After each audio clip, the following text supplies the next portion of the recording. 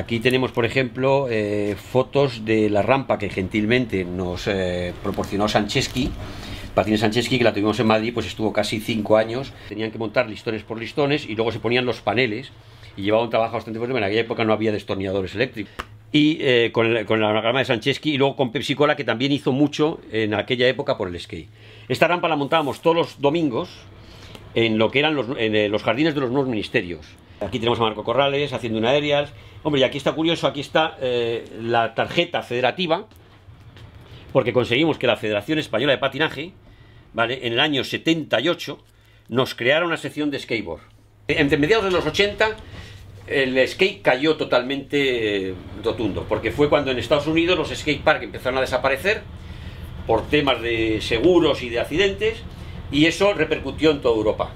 Desaparecieron todos los distribuidores de Europa, todos los distribuidores españoles que había, todos los importadores, y el skate que había hecho así en su vida en escala, de repente pegó un quiebro brutal y se vino abajo.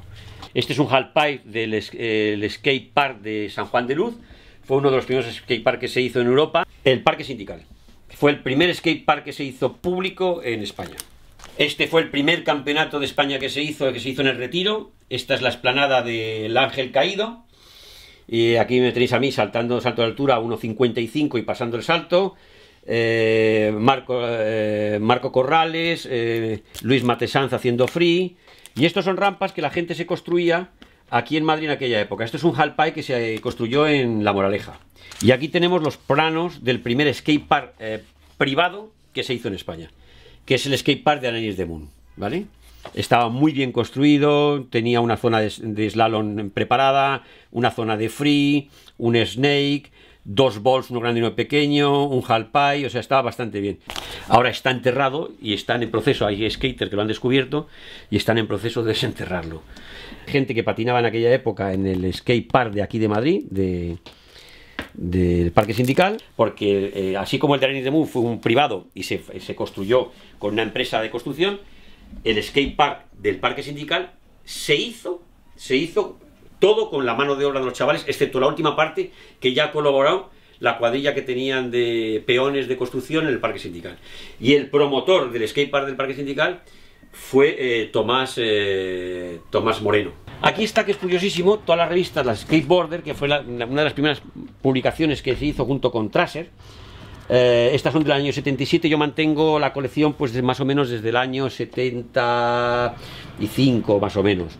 Esto es uno de los skate, de los primeros que hubo corresponde a la primera década del skate, mediados de los 70. Esta es una tabla original de la época, es una tabla de Sanchesky, hecha en madera de haya laminada, ¿vale? La peculiaridad que tiene es que era la que se utilizaba, o el estilo que se hacía en los 70, que es una tabla que se hacía mucho estilo libre, ¿vale? Se hacían figuras con ellas, los ejes no giraban casi nada, llevaba rodadura y se manejaba en esta forma, se ponía así, se levantaba y en un espacio muy reducido, muy cortito, se podían hacer muchas figuras. De ahí pasamos a lo que llamamos old school de la época, que aquí hay unas reediciones, por ejemplo. Tenemos esta túnel que es reeditada. Esta es un modelo un poquitín más largo y lo tenemos ahí también en más corto. Estas ya eran, al contrario de las de estilo libre, eran los skate normales, que se iban con rueda muy blandita, ancha y con ejes con mucho giro. En este caso, unos Bennett y unas ruedas túnel de 78A de dureza, que era blandita. De la misma época tenemos un clásico, que es un Alba Reisui 77. En este caso es una reedición, la hemos montado con un eje Charger no de la época, o sea, más ancho y con una rueda un poquitín más estrecha, ¿no? Porque está hecha para, pues no sé, para lo que en la actualidad se lleva, que está muy en boga. Había, como podríamos decir, 3 modalidades, ¿vale? Que era el estilo libre, slalom, pool, piscina, salto de altura y salto de longitud, ¿vale? Esta, ¿vale?, es una tabla también con ya unos ejes muy peculiares, los Galwin, los HPG4, tenían muchísimo giro y era un eje que se utilizaba tanto como para street, para estilo libre y para slalom, pero sobre todo es un eje que se especificó y se hizo para slalom. Dentro de la otra modalidad era lo que era salto de altura o salto de longitud. Eran estas tablas, eran tablones de madera, tenían que tener una medida determinada, no tenían que flexar, o sea, la madera tenía que ser rígida y los ejes iban muy duros. Consistía en un obstáculo a cierta distancia, el patín avanzaba hacia el obstáculo, el patín pasa por debajo del obstáculo, el skater salta y vuelve a caer. A finales de los 70 empiezan a proliferar los skate parks en Estados Unidos, después de la que la gente hacía los pools, en lo que eran las piscinas de los particulares, y se hacía todo, como hemos dicho, con tablas muy estrechas, 7, 7,5, 8. Entonces se empieza a ver que se empiezan a hacer ejercicios de más nivel, con áreas más altas, con más altura, y empiezan a surgir las tablas de mayor anchura, ¿vale?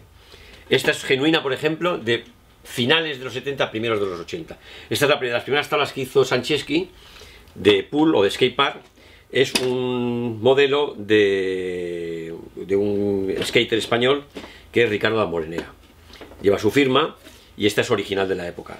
Si os dais cuenta, los ejes son muy anchos, las ruedas son muy anchitas, seguían teniendo giros los ejes, no dejaban de no girar, empezaban a girar un poquitín más, y a partir de ahí, toda una década, lo que es primeros de los 80 hasta finales, el tipo de tablas que se utilizan es este tipo, ¿vale? Protectores de ejes para cuando grindes no gastar el eje, se ponían los rails para cuando tocaba y así se hacía rock and roll o se grindaba no dañar la tabla, y se ponían los tails y los protectores de nus o de puntera, ¿vale? A partir de ahí empiezan a no ser tan anchas las tablas, ¿vale? Siguen siendo anchas, pero lo que se hacen es con mucho cóncavo, ¿vale? Se hacen con mucha cuchara.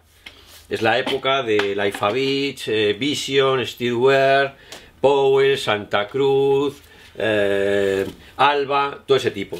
Se empiezan a darle formas a las tablas, más anchas en la parte del nus, más estrechas en la parte del tail, diferentes tails más elevados o menos elevados, y los nus empiezan a elevarse, ¿vale?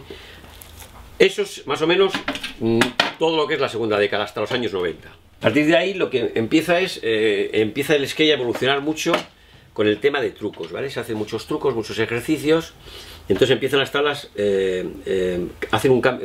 pasa un cambio radical, ¿vale? Empiezan a hacerse de esta anchura y este diseño, pasamos a este tipo de diseños, ¿vale?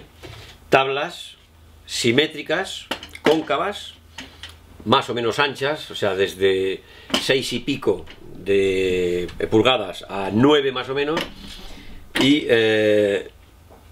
con la peculiaridad de que son simétricas, ¿vale? Porque los ejercicios empiezan mismo a utilizar goofy o regular y se empiezan a utilizar indistintamente de una forma o de otra, ¿vale? Para hacer trucos.